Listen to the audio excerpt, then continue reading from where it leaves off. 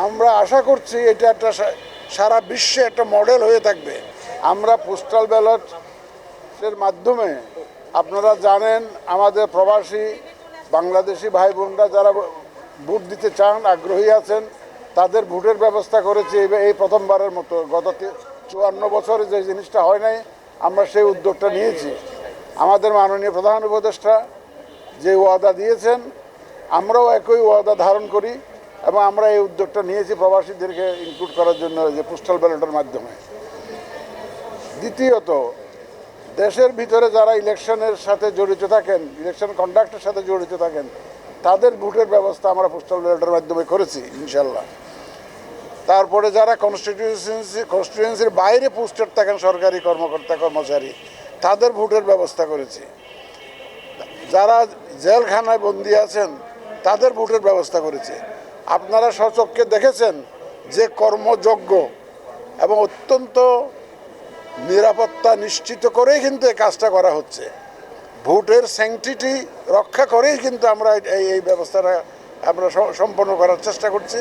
আশা করি একদম সুন্দর মতো যাতে ভোটের গোপনীয়তা রক্ষা হয়, integrity of the electoral process, এটাকে ইনশিওর করে আমরা কিন্তু এই কার্যক্রমটা গ্রহণ করেছি।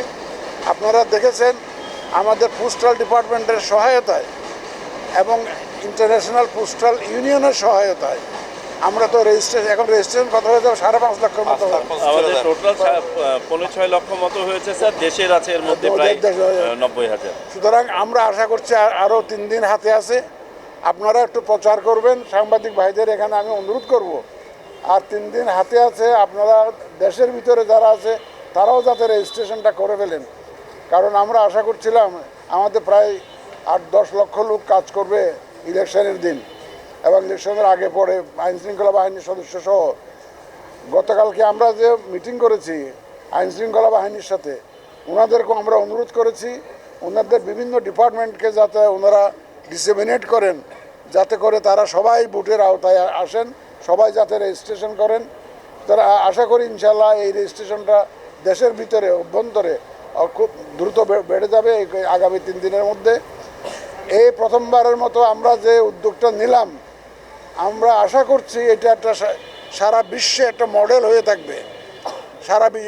এই যে হাইব্রিড মডেলটা, যে online registration but manually postal ব্যালটের মাধ্যমে যে ভোট কালেকশন করা, এইটা একটা মডেল হয়ে থাকবে।